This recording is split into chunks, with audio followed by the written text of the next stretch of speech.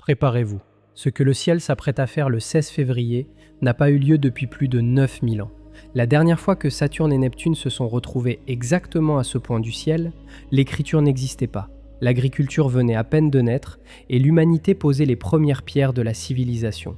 Saturne, le gardien du temps, celui qui exige, qui structure, qui impose ses murs, va fusionner avec Neptune, le maître des rêves, celui qui dissout, qui efface les frontières, qui murmure à votre âme des vérités que votre esprit refuse d'entendre. Ces deux géants ne se rencontrent que tous les 36 ans, mais qu'ils se retrouvent au degré 0 du Bélier, le tout premier souffle du zodiaque, le point que les anciens appelaient le degré du monde. Cela remonte à une époque si lointaine que l'humanité n'avait pas encore inventé l'écriture pour en garder la trace. Et ce n'est pas tout, car ce 16 février n'est pas un événement isolé.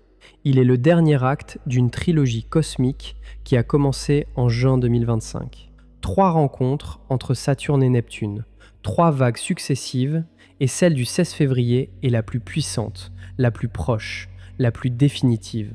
C'est le moment où le cycle se scelle, où ce qui était encore hésitant devient irréversible. Imaginez un arc que l'on tend lentement depuis des mois. Le 16 février, la flèche est lâchée, et elle ne reviendra pas en arrière. Mais voici ce que la plupart des gens ne comprennent pas. Ce jour-là, le soleil ne s'éteint pas au sens où vous l'imaginez. Il s'éteint pour une version de vous, celle qui vivait dans les anciennes structures, celle qui acceptait des compromis avec ses propres rêves, celle qui repoussait à demain ce que son âme réclamait depuis des années. Le 16 février, cette lumière-là s'éteint pour laisser place à une autre, plus brûlante, plus vraie, plus alignée avec ce que vous êtes réellement venu faire ici. Et dans les prochaines minutes, vous allez découvrir exactement pourquoi cette date va tout changer, ce qui se joue dans l'invisible, et surtout comment vous pouvez traverser ce passage sans en perdre une seule miette. Pour comprendre la puissance de ce qui arrive, il faut d'abord comprendre qui sont les deux forces qui se rencontrent. Saturne est la planète la plus ancienne du zodiaque visible à l'œil nu. Les civilisations antiques l'appelaient le grand maître, le gardien du seuil, celui qui ne laisse passer que ce qui est vrai. Saturne ne punit pas, il révèle. Il vous montre avec une précision chirurgicale ce qui, dans votre vie, repose sur du solide et ce qui tient uniquement parce que vous n'avez jamais osé le toucher. Pensez à un architecte qui inspecte un bâtiment. Il ne détruit rien. Il pose sa main sur les murs et dit simplement « Ceci tient, cela ne tient pas ». Saturne fait exactement la même chose avec votre existence. Vos relations, vos projets, vos croyances, tout ce que vous avez construit depuis des années passe sous son regard. Et seul ce qui est authentique survit à cette inspection. Neptune, lui, est l'exact opposé. Si Saturne construit des murs, Neptune les dissout. Neptune est le maître des rêves, de l'intuition, de tout ce qui échappe à la logique. Il gouverne l'invisible, les pressentiments qui vous réveillent à 3 heures du matin, les synchronicités qui vous font croiser la bonne personne au bon moment. Cette voix intérieure que vous avez appris à ignorer parce que le monde vous a dit qu'elle n'existait pas. Neptune ne parle pas au mental, il parle directement à l'âme. Et quand il parle, ce n'est jamais en mots, c'est en images, en frissons, en certitudes inexplicables. Maintenant, imaginez ce qui se produit quand ces deux forces, l'une qui exige la vérité nue, l'autre qui dissout toute illusion, se retrouvent au même point du ciel pour la première fois depuis plus de 9000 ans. Ce n'est pas une simple rencontre, c'est une collision entre deux univers. Le mur rencontre l'océan. Et quand cela se produit, quelque chose de radicalement nouveau émerge. Ni le mur, ni l'océan ne restent intacts. Ce qui naît, c'est une troisième chose. Une réalité dans laquelle vos rêves les plus profonds reçoivent enfin une structure pour se manifester, et dans laquelle vos structures les plus rigides se dissolvent pour laisser place à ce que votre cœur appelle en silence. Mais voici ce qui rend le 16 février encore plus extraordinaire. Cette rencontre ne se produit pas n'importe où dans le ciel. Elle se produit au degré 0 du Bélier. En astrologie, ce point porte un nom. On l'appelle le point vernal. C'est le tout premier degré du zodiaque, le premier souffle, l'endroit exact où l'énergie passe du néant à l'existence. Les anciens astrologues l'appelaient le degré du monde, parce qu'ils considéraient ce point comme l'origine de toute création. Quand une conjonction majeure se produit exactement là, ce n'est pas un nouveau chapitre qui s'ouvre, c'est un nouveau livre. Et voici la donnée qui donne le vertige. Saturne et Neptune se retrouvent dans le signe du Bélier tous les 323 ans environ. Mais qu'ils se retrouvent précisément au degré 0, à ce point exact où tout commence, cela ne s'est pas produit depuis plus de 9000 ans. La dernière occurrence remonte à environ 5000 ans avant notre ère, une époque où les premiers humains cessaient de chasser pour planter des graines, où les premières cités émergeaient du néant, où l'humanité elle-même changeait de forme. Ce que vous vivez en ce moment porte la même magnitude. Le précédent cycle se ferme, définitivement, et celui qui commence porte en lui les thèmes des 36 prochaines années. Ce que vous semez au moment de cette conjonction, consciemment ou non, déterminera la trajectoire de cycle qui vous dépasse. C'est comme planter un arbre dont vous ne verrez peut-être pas la taille finale, mais dont les racines commencent à s'enfoncer maintenant, en ce moment précis. Et ce n'est pas un événement isolé. Le 16 février est le troisième et dernier acte d'une trilogie cosmique qui a commencé en juin 2025. La première rencontre, entre Saturne et Neptune, a eu lieu le 29 juin.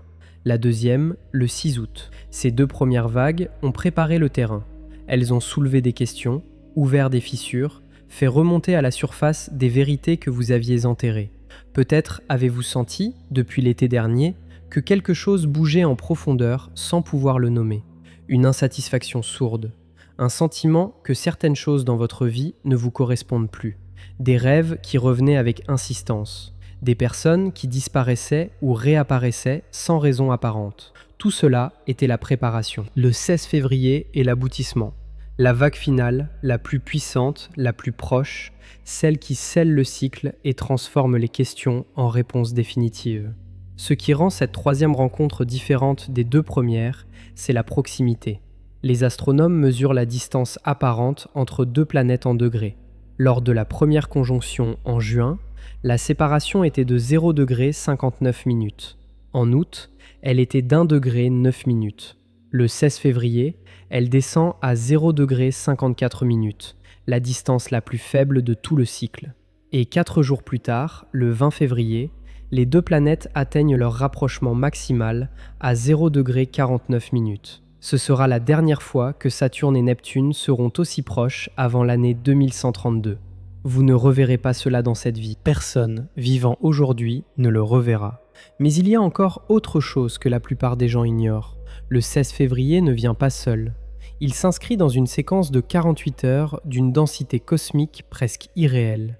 Le 14 février, 2 jours avant, Saturne quitte définitivement le signe des Poissons pour entrer en Bélier.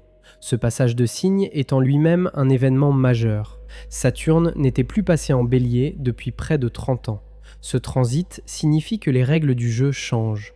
Ce qui fonctionnait avant, les stratégies d'évitement, la patience passive, l'attente que les choses se résolvent d'elles-mêmes, tout cela cesse d'être viable. Le Bélier ne tolère pas l'immobilité. Il exige l'action. Il exige que vous passiez en premier dans votre propre vie, que vous cessiez de construire la réalité des autres en négligeant la vôtre. Et le lendemain de la conjonction, le 17 février, le ciel produit un phénomène que les anciennes traditions considéraient comme un portail entre les mondes, une éclipse solaire annulaire en Verseau.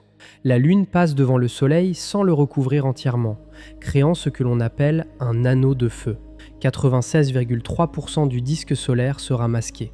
Le Soleil ne disparaît pas complètement, il reste un cercle de lumière, un fil incandescent qui refuse de s'éteindre.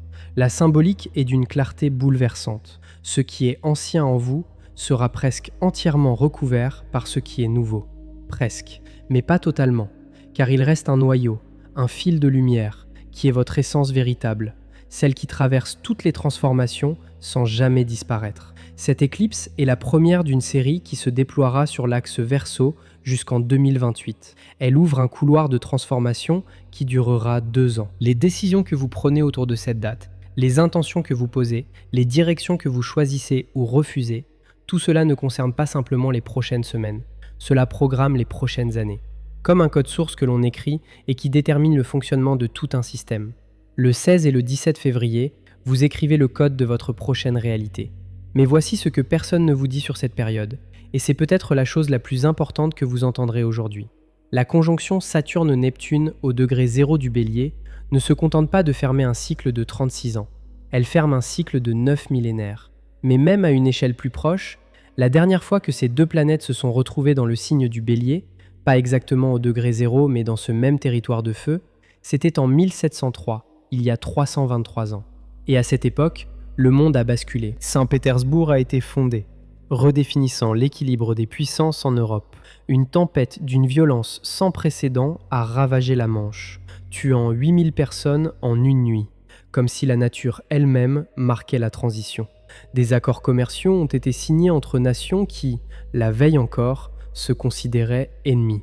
Ce qui semblait impossible est devenu réel en l'espace de quelques mois.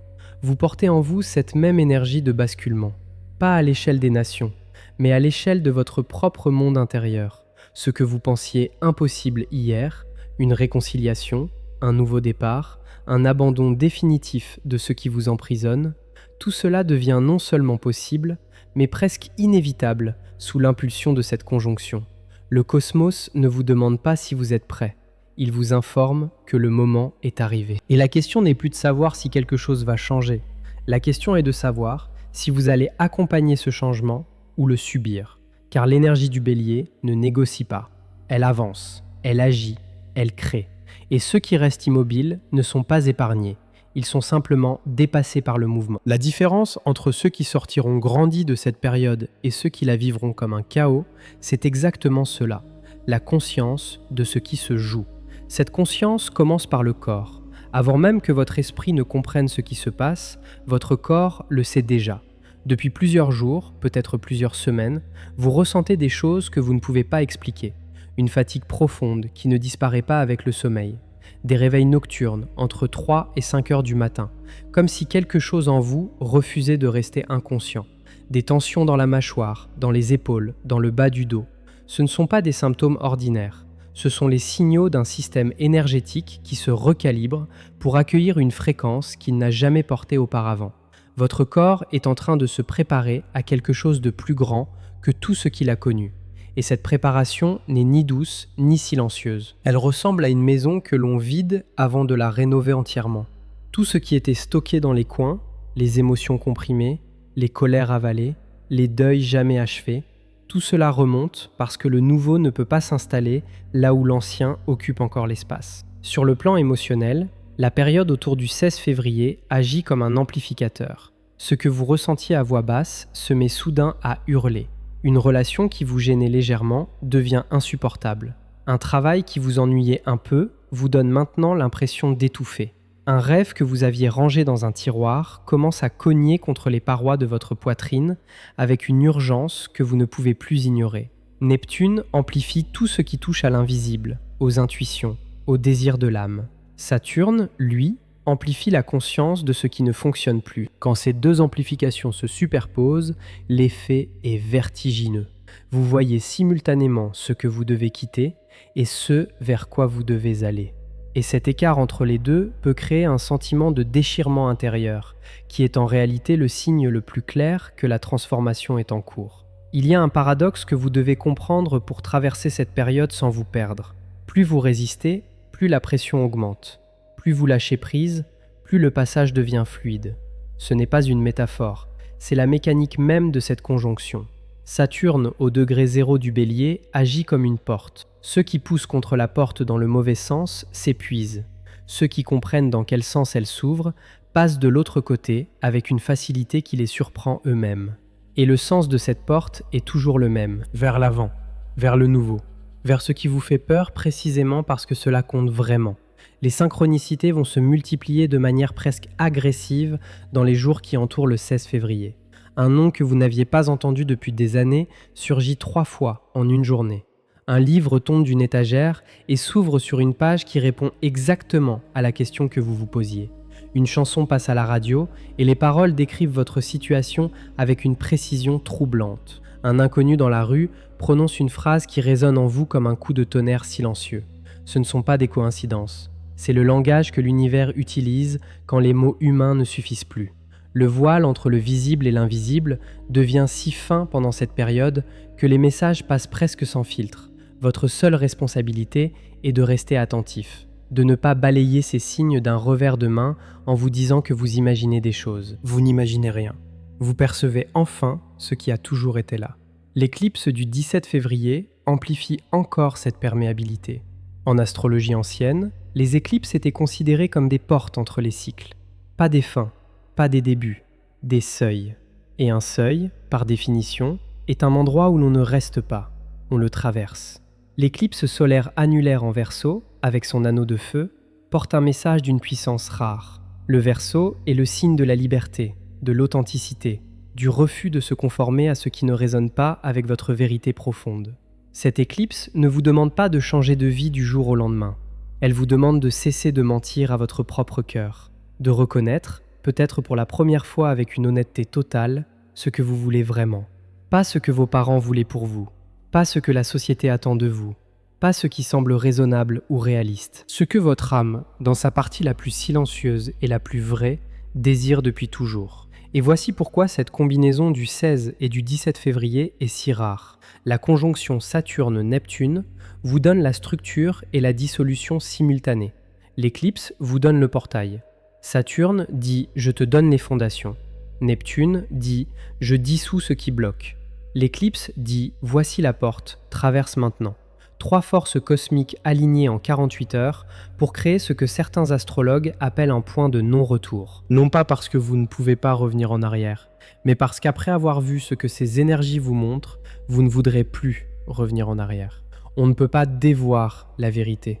On ne peut pas refermer une porte une fois que la lumière est entrée. Comment traverser concrètement ces 48 heures avec sagesse et puissance? Le matin du 16 février, avant de faire quoi que ce soit, avant de regarder votre téléphone, avant de parler à qui que ce soit, accordez-vous quelques minutes de silence. Posez-vous une seule question. Si je n'avais peur de rien, qu'est-ce que je changerais aujourd'hui dans ma vie? Ne cherchez pas la réponse. Laissez-la venir. Elle viendra.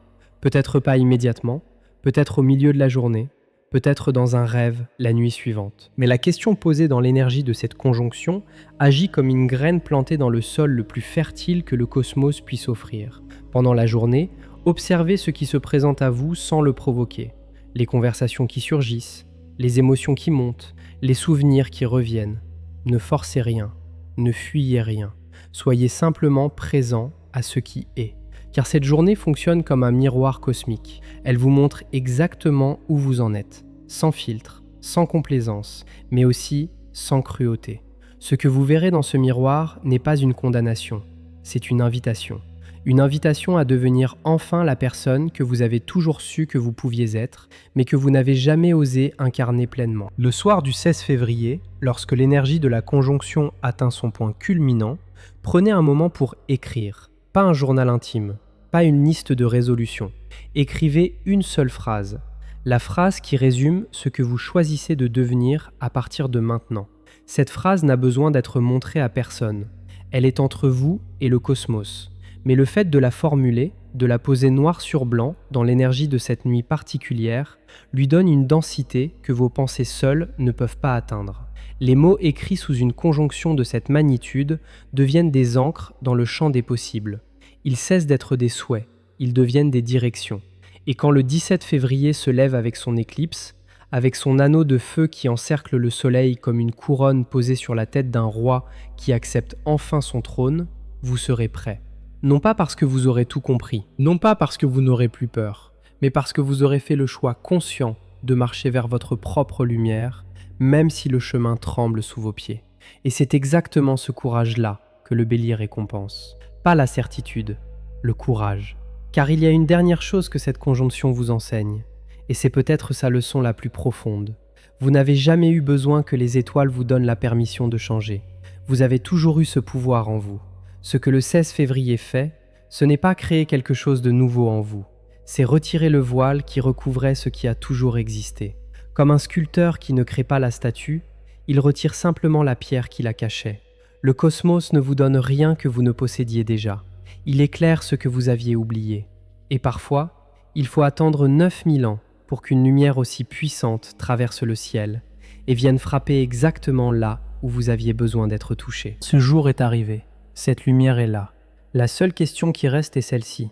Allez-vous ouvrir les yeux? Le 16 février 2026 n'est pas une date parmi d'autres. C'est le jour où le gardien du temps et le maître des rêves se retrouvent au point exact où tout commence, pour la première fois depuis plus de 9000 ans. C'est le jour où un cycle de 36 ans se ferme et où un autre s'ouvre, portant en lui les semences de tout ce que vous allez vivre, créer et devenir dans les années qui viennent. C'est le jour où une éclipse dessine un anneau de feu autour du soleil pour vous rappeler que même dans l'obscurité la plus dense, votre lumière ne s'éteint jamais. Elle se transforme. Vous n'avez pas écouté ces mots par hasard. Parmi les millions de personnes qui traverseront cette journée sans en comprendre la portée, vous avez choisi de savoir. Et ce savoir est une responsabilité, celle d'honorer ce passage avec la conscience qu'il mérite. Le cosmos a fait sa part, la conjonction est en place, l'éclipse est programmée. Maintenant, c'est à vous. Commencez par un geste simple. Posez votre main sur votre cœur, respirez, et dites-vous: pas au monde, pas aux autres, juste à vous-même, je suis prêt à devenir ce que j'ai toujours été. Le 16 février ne vient pas vous prendre quelque chose, il vient vous rendre à vous-même. Libérez des masques, libérez des peurs anciennes, libérez de tout ce qui n'était pas vous. Ce jour n'est pas une fin, c'est le premier souffle de votre véritable commencement. Et si ces mots ont résonné en vous, si vous avez senti que quelque chose s'est ouvert pendant que vous écoutiez, alors partagez cette énergie. Laissez un commentaire pour ancrer votre intention. Écrivez ce que vous choisissez de libérer le 16 février. Chaque mot que vous déposez ici devient une graine collective. Appuyez sur j'aime pour que cette vidéo atteigne ceux qui en ont besoin autant que vous. Et abonnez-vous à cette chaîne. Chaque vidéo demande des heures de recherche, d'écriture et de soins. Et votre soutien est ce qui nous permet de continuer à vous accompagner dans ces passages essentiels. Le soleil s'éteint pour mieux renaître, et vous aussi.